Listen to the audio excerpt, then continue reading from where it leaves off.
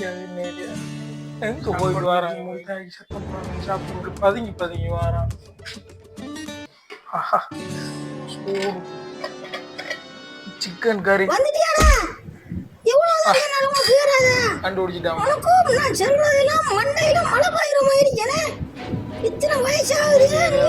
எவ்வளவு கஷ்டப்படுத்துறாடா உனக்கு ரோசம் அங்க போட்ட இது இல்லையா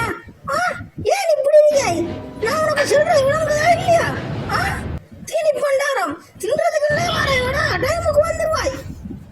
இந்த ஏஜ் வச்சுறாரு சோத்து எடுத்து தின்ன போறான் நாளைக்கு ஏதாவது பிரச்சனை வந்தா இங்க வந்துடாத சுலைமான் உம்மா உனக்கு இப்படி நாக்க புடுங்குற மாதிரி கேள்வி கேட்காவே உனக்கு திருந்துற ஐடியாவே இல்லையா எனக்கு ரோஷம் வரணும் நான் திருந்தணும்னு சொல்லி எனக்கு உம்மா ஏசுறல்ல உம்மால எனக்கு ஏசாம இருந்தா உமாக்கு நித்திர வராது எனக்கு உம்மாட ஏச்ச கேட்காம இருந்தா இந்த சாப்பாடு எனக்கு இறங்காது இப்படி எந்த நான் அவைய கத்த வச்சுட்டே இருந்தேன்டா அவங்க எல்லாம் சரியா வருமாடா பக்கத்துல இருக்கிற மனுஷன் என்னத்தை நினைக்கும்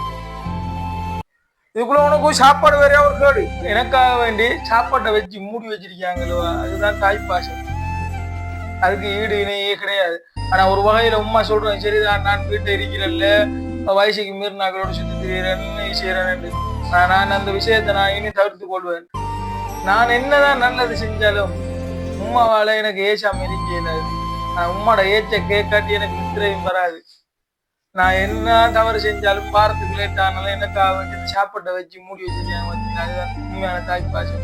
உலகத்துல தாயை விட அன்பு காட்டுறதுல சிறந்தவங்க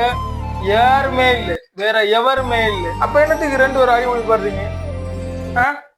நீ உண்ட வேலையை பாரு நீ உண்ட வேலையை பாரு என்னமோ செஞ்சு சொல்லுங்க நல்ல உம்மாவும் நல்ல பிள்ளை என் உம்மா தான் எனக்கு பெருசு வாப்பா